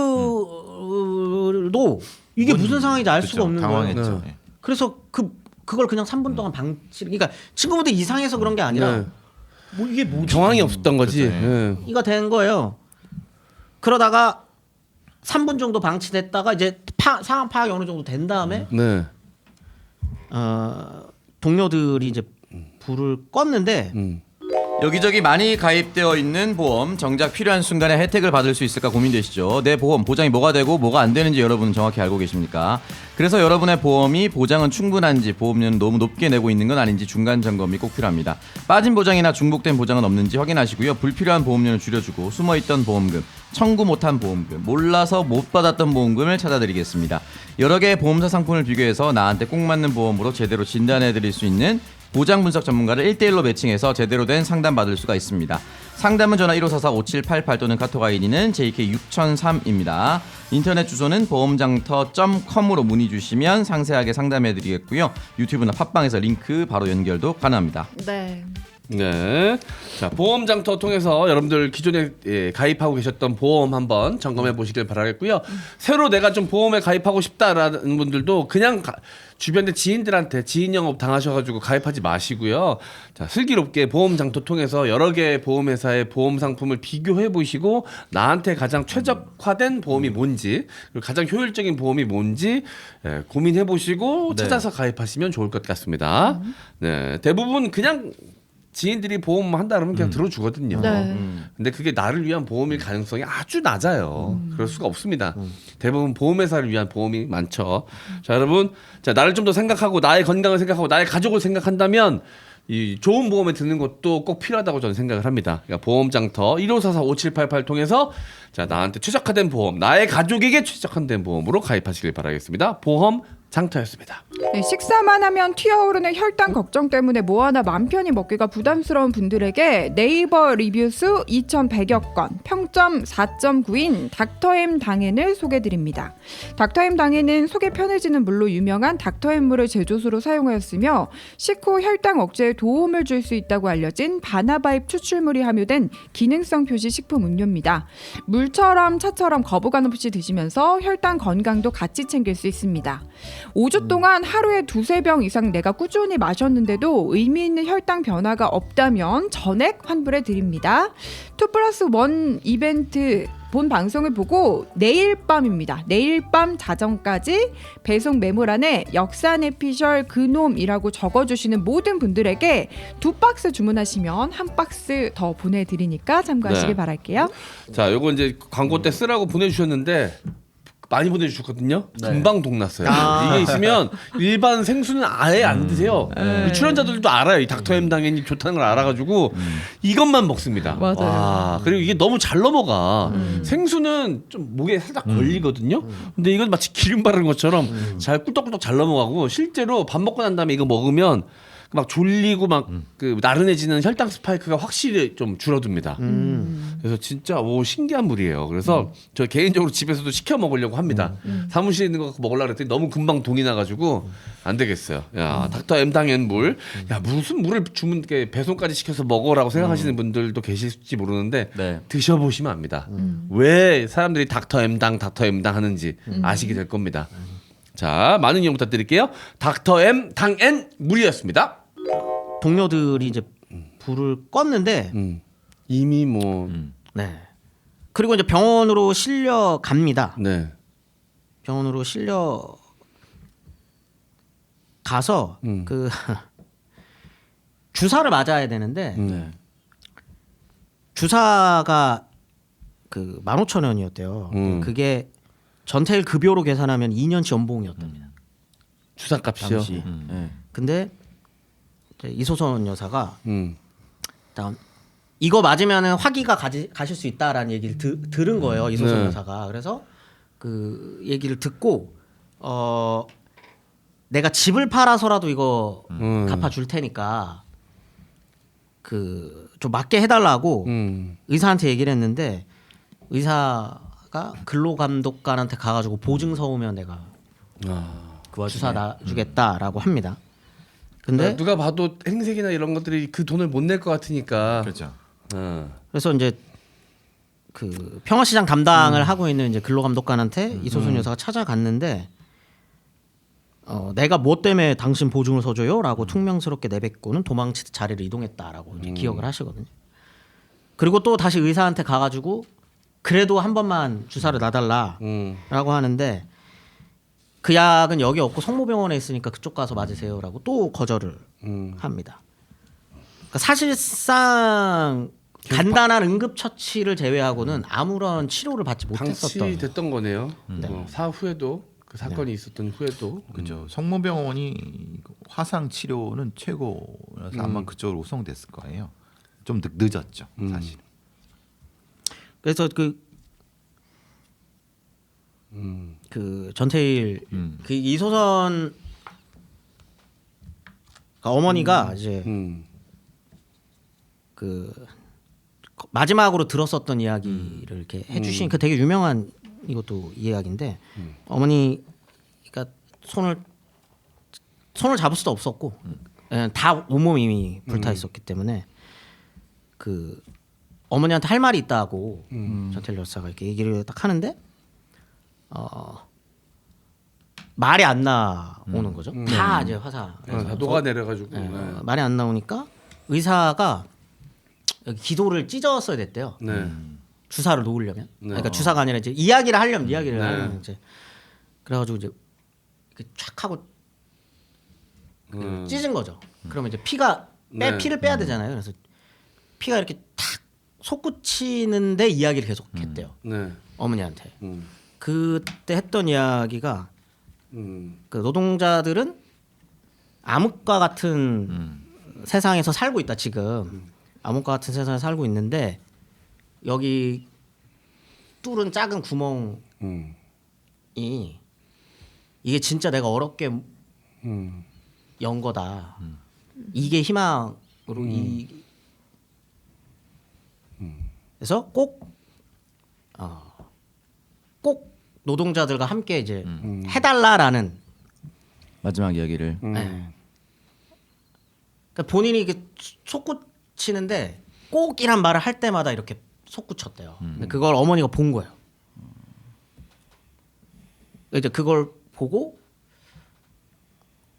얼마 안 있다가 이제 전태일 여사가 돌아가시는데 그게 이제 잔상으로 자식이 이제 그러고 죽는 거를 봤는데 이제 그 얘기를 듣고 자기 평생의 어떤 그걸로 삼으셨던 거죠. 노동 운동을 해야겠다라고 하는 걸 평생에 그걸로 이제 삼으시고 그 보통 이 이소선 여사의 어떤 그 별명이 천만 노동자의 어머니라는 게 있거든요. 그걸 이제 결심을 하시게 된 거죠. 아들의 그 죽음을 딱 목격을 하고 그 아들의 마지막 그 모습을 딱 보면서 그렇게 항상 생각하셨답니다. 내가 나중에 내가 죽어서 태일이를 그 하늘나라에서 봤을 때 나 약속을 지켰다라는 이야기를 좀. 요 내용은 이제 그 진성규 배우가 한 그 테일이라고 하는 거에 있습니다. 그리고 그 홍경인 배우가 했던 부분에서 요 얘기가 자세히 나옵니다. 영화에도 예, 나오고요. 그렇죠. 이제 그 이게 되게 유명한 일화라서 이제 뭐 그렇죠. 예. 들으신 분들도 있을 텐데 아무튼 이제 그렇게. 얼마 전에 이제 그 애니메이션으로 테일이라고 하는 그거 한번 보시면은 이게 이제 1970년이에요. 1970년 11월의 이야기입니다. 1970년 11월의 이야기인데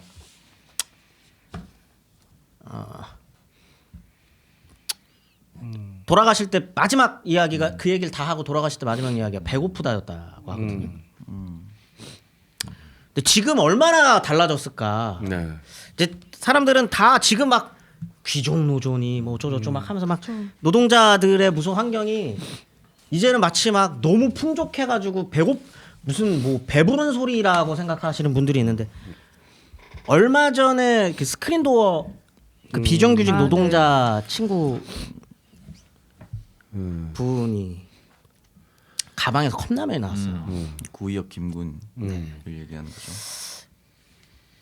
지금도 그렇게 사시는 분, 그 노동 환경, 열악한 노동 환경에 계신 분들이 많아요. 그리고 한국은 대단히 독특한 노동 환경을 갖고 있는 나라입니다. 한국은 비정규직 노동자가 50%를 넘었어요. 그런 나라 없습니다.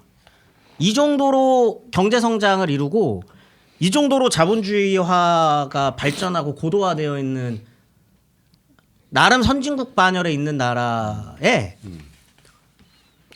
비정규직 근로자가 50%인 나라가 없어요. 근데 한국은 여전히 그렇습니다. 그리고 보통 비정규직 노동자라고 하면 외국은 비정규직 노동자라고 하면 근로 조건이 열악하다라고 생각하지 않아요. 왜냐하면 외국에서 비정규직 노동자는 고임금 노동자죠. 고임금 노동자입니다. 프리랜서 개념. 그러니까 프리랜서도 왜 프리랜서냐면 왜 고임금 노동자는 개념이 있냐면 안정적이지 않은 대신에 임금이 높아요. 그래서 사실은 조금만 반대로 생각해보면 상식적으로 생각해보면 그게 맞잖아요. 네. 이 사람의 고용을 불안정하게 고용을 하겠다 자본가 입장에서 그러면 그 불안전성에 대한 보상은 임금으로 해주는 게 맞거든요. 근데 한국은 그런 개념이 없어요.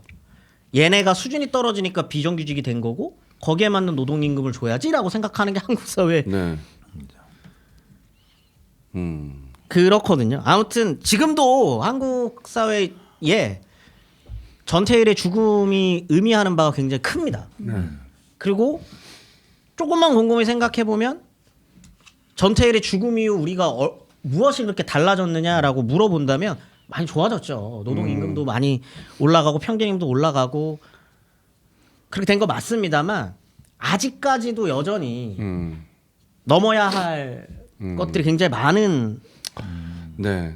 대한민국이 짧은 시간 안에 굉장히 이 빠른 성장을 하면서 마치 이제 몸은 엄청 큰 성인이 됐는데 이 정신은 그걸 신체를 따라가지 못해가지고 아직 미성숙한 상태의 그런 약간 불완전한 인간을 바라보는 것 같은 느낌이 들 때가 있어요. 피지컬은 너무 좋아. 키도 크고 막 덩치도 커. 근데 아직 정신적으로 미성숙한 이런 느낌이 좀 있습니다. 특히 여러 분야에서 그런 미성숙함이 있는데 사실 이 노동계가 가장 대표적이지 않나라는 생각이 좀 듭니다. 몇 년 전에 제가 아는 동생, 저랑 잘 알고 있는 동생의 아버지가 강원도에 있는 시멘트 공장에서 이제 외주업체였죠. 밤에 야간 관리였는데 2인 1조가 사실 법적으로 규정돼 있어요. 왜냐하면 혹시라도 한 명이 사고를 당하면 한 명이 조치를 취해야 되니까 2인 1조가 노동 법에 정해져 있습니다. 근데 2인 1조로 쓰는 회사들이 잘 없어요. 왜냐하면 그만큼 임금이 그렇게 되면 나가는 게 임금이 2배니까 다 편법을 써가지고 한 명씩만 씁니다. 그래서 제 친한 동생의 아버지가 그 컨베이어 벨트에 고장 나가지고 수리하러 들어가셨다가 꼈어요. 근데 그게 한참 뒤에 발견이 됐습니다. 혼자 근무하시고 있었기 때문에 그래서 돌아가셨는데 그거를 당연히 이제 이 잘못된 시스템에 의해서 벌어진 사고인데 그거 증명하기 너무 힘들었어요. 그럼요. 그렇죠. 여전히 그렇습니다. 그 위험에 외주하라 그러죠. 본사에서는 계속 나몰라를 하려고 그래요. 왜냐면 큰 회사니까 이 회사 이미지에 타격을 입으니까 계속 그 외주 회사의 잘못으로 계속 넘기려고 그러고 외주 회사는 어떻게든 개인의 잘못으로 떠넘기려고 하고 그걸 증명해내는 과정이 정말 고단했습니다. 저도 그래서 방송 있을 때마다 나가서 얘기하고 막 그랬는데도 그래서 방송에도 소개도 몇 번 되고 막 이렇게 돼서 조금 어느 정도 공론화가 됐는데도 참 쉽지 않았습니다. 그래도 나중에는 처리가 돼서 어느 정도 보상은 받긴 받았는데 그게 굉장히 이례적인 일이었거든요. 대부분 그런 식으로 보상 잘 못 받아요. 제가 87학번이잖아요. 87년에 대학으로 왔는데 여기 와서 제가 가장 놀랬던 게 저는 이제 청계천에 이제 가투 시위하고 3월, 4월에 했는데 가투하고 이제 쫓겨갖고 그 청계 그 건물로 들어갔어요. 근데 그 위로 올라갔는데 그 전태일이 왔던 그 노동 현실이 그때까지도 있었어요. 그러니까 그 맛집 고바 그러니까 안 바뀌었네요. 안 바뀌었어요. 20년이 거의 20년. 가까이 지났는데. 야 이게 내가 책으로 봤던 전태일 하여튼 그런 과정에서 이제 제가 이제 야학 교사가 됐죠. 이게 뭐가 좀 이상하다 이제 이게 청계 피복 주로 가나라 이게 성동 위쪽에 있는 성동 학교라든가 이런 데 가면서 근데 여전히 노동 현실은 변하지 않았고 그래서 뭐 노동법 가르치고 뭐 가르치는 거 웃기죠. 사실은 뭐 같이 이제 뭐 읽고 공부하고 이렇게 밤늦게 하고 그런 게 기억이 나고 그때도 이제 청계 피복 그 노동자들이 그 얘기도 많이 하고 그랬어요. 그게 변한 것 같은데 변한 것 같지 않다. 상당히 그 고통스러운 현실에 대해서 사실 저도 많이 미안했죠. 뭐 대학생이 엽시고 와서 야학 교사로 뭐 이렇게 가르친다고 하지만 같이 이제 뭐 손잡아주고 그 얘기해주는 것밖에 없었으니까 그 기억이 나네요. 87년도였었습니다. 87년도 봄 여름이었죠. 근데 전혀 바뀐 게 없었어요, 진짜. 네. 참 오늘 이 전태일 열사 이야기 들으면서 지금의 노동 현실과도 좀 비교해 보게 되고 물론 많이 나아졌죠. 이때하고 똑같으면 안 되지. 많이 나아졌지만 아직도 가야 할 길이 멀다라는 걸 좀 생각하게 됐고요. 중간중간 좀 굉장히 먹먹한 순간들이 좀 있었습니다. 자, 그래도 또 이런 전태일 열사 같은 분들 이 외에도 또 많은 수많은 노동 운동가 분들의 어떤 헌신이 있었기에 지금 그래도 부족하긴 하지만 지금의 이제 지금의 이 수준까지는 오지 않았나라는 생각이 듭니다. 아직도 가야 할 길이 멀긴 하지만 그나마 이런 분들이 안 계셨으면 더 열악한 환경 속에서 우리가 노동자로 일을 하고 있지 않았을까라는 생각이 좀 들거든요. 알겠습니다. 또 여러 가지를 생각하게 하는 그런 회차였던 것 같다는 생각이 좀 드네요. 네. 각자 한 마디씩만 하시고 마무리하시죠. 우리 창섭 씨. 예. 노동의 현실이 아직 그렇게 많이 바뀌지 않았다 그런 생각이 들고 우리가 잘 보이는 노동자들 아까 네. 전에 김재현 쌤이 있었던 흔히 말하는 귀족 노조라고 일컫는 뭐 자동차 회사의 네. 노조 그런 분들이 우리가 흔히 생각하는 노동자의 지위를 모두가 누린다면 오히려 더 낫지 않을까라는 생각이 좀 들어요. 거기는 정년을 어떻게 연장하고 우리 아들까지 대학 등록비를 회사에서 내달라는 그 정도의 투쟁을 하고 있잖아요. 그 정도 투쟁은 저는 할 수가 있다고 보는데 그 일부가 모든 노동자의 대표가 되어서는 안 된다. 그리고 나머지 보이지 않는 언론에서 제대로 다뤄주지도 않는 그런 노동자들이 여전히 훨씬 많다. 그리고 아직도 유치한 노동자 같은 사람들이 왜 투쟁했는지 모르는 분들도 많다. 그 다큐멘터리도 가끔씩 보면 되게 게으르다고 느끼는 게 거제에 있는 조선소 노동자들이 이제 평택의 공장으로 많이 올라와요. 그래서 숙련공들이 사라진다 이런 기획 기사나 다큐멘터리가 많습니다. 근데 거기서 되게 안 보려고 하는 건지 일부러 안 쓰는 건지 모르겠지만 임금이 안 올라가니까 떠나는 거지. 임금은 동결하고 또는 미래가 보이지 않는데 어떻게 거기서 남아 있을 수 있겠습니까? 숙련공이 아직도 일부는 도제식으로 해서 내 위에 사람이 특별한 기술을 알려주지 않으면 내가 다음 스텝을 공부할 수도 없다는 거예요. 그게 정상적인 환경입니까?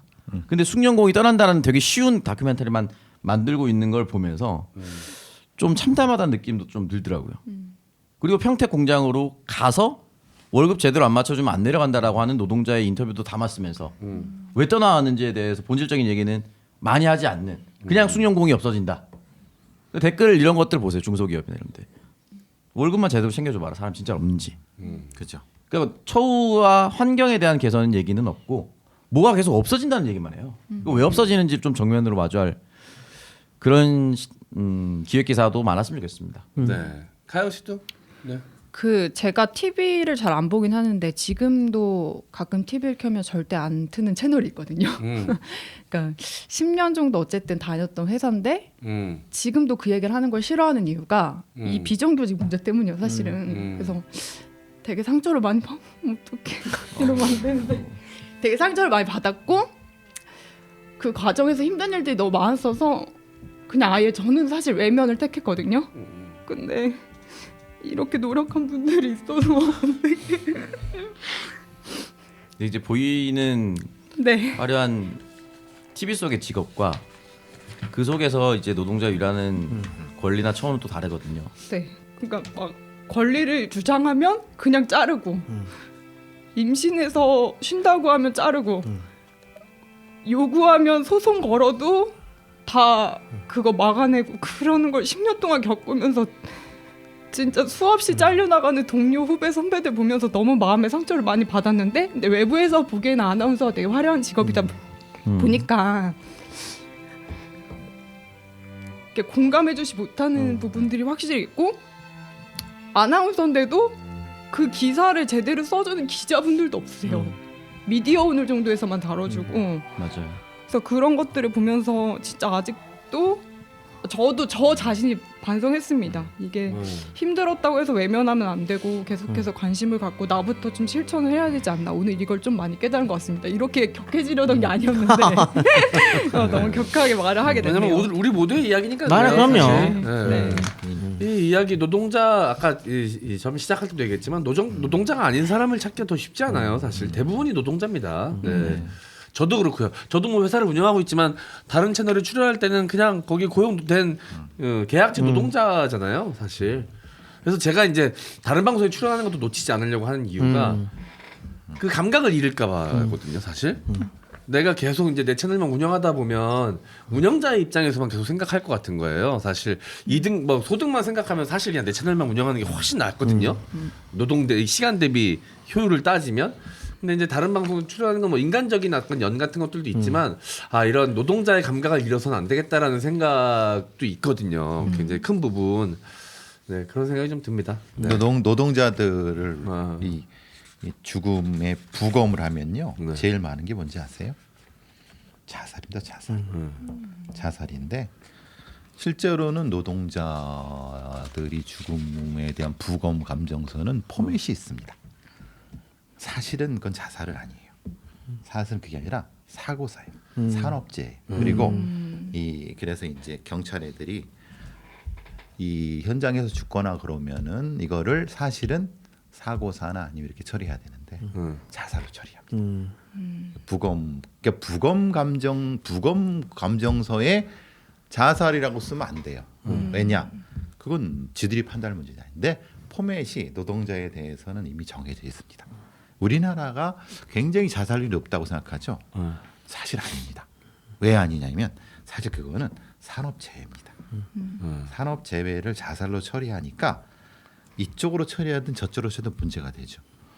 이게 이제 경찰들이나 과학수사하는 애들이 알고 있지만 입을 닫고 있는 거죠. 근데 그 왜 그렇게 되느냐? 노동 환경이 너무 힘들어요. 아까 말씀하신 것처럼 환경이 안 좋으니까 사실은 조금만 다른 생각하면 그 기계에 빨려가거나 아니면 미싱사들 같은 경우 여기 훅 나갑니다. 이 구멍이 뻑뻑 뚫려 버리는데, 근데 그걸 자살로 처리하거든요. 그러니까 이것도 사실은 언젠가는 우리가 해결해야 될 부분 중에 하나예요. 그러니까 전태일 얘기하면서 제가 꼭 어디서나 얘기하는 게 뭐냐면 한국에 자살이 많다고요? 감정서 보셨어요? 보면서 사실 그거는 산업재해예요. 산업재해로 처리해주지 않으니까 자살인 거지. 왜냐 자살이면은 누구도 책임지지 않습니다. 왜냐 산업재해로 보험금을 줄 필요도 없고 왜냐 지가 알아서 죽었는데 이런 거죠. 이게 사실은 우리가 지금 전태일을 다시 읽어야 되는 것 중에 하나인 겁니다. 우리가 사회를 잘못 보고 있죠. 잘못 보게 만드는 거죠. 그래서 사실 제 입장에서는 이런 얘기를 어디에서든 좀 하고 싶어요. 전태일을 다시 읽어야 되는 부분. 네, 알겠습니다. 참 여러 가지를 생각하게 하는 그런 방송이었던 것 같습니다. 자, 뭐 이렇게 너무 이렇게 우울하게만 마무리할 필요는 없을 것 같아요. 네. 왜냐하면 해나가야 될 것들이 많다는 어떻게 보면 숙제를 남기는 방송이기 때문에 네, 힘을 내서 이런 것들에 대해서 뭐 소리 높여 이야기를 우리 모두가 해야 될 것 같다라는 이 숙제가 좀 남은 방송인 것 같습니다. 자, 오늘 방송에서 마무리하고요. 저희는 다음 주에 또 재미난 역사 이야기로 돌아오도록 하겠습니다. 감사합니다. 안녕.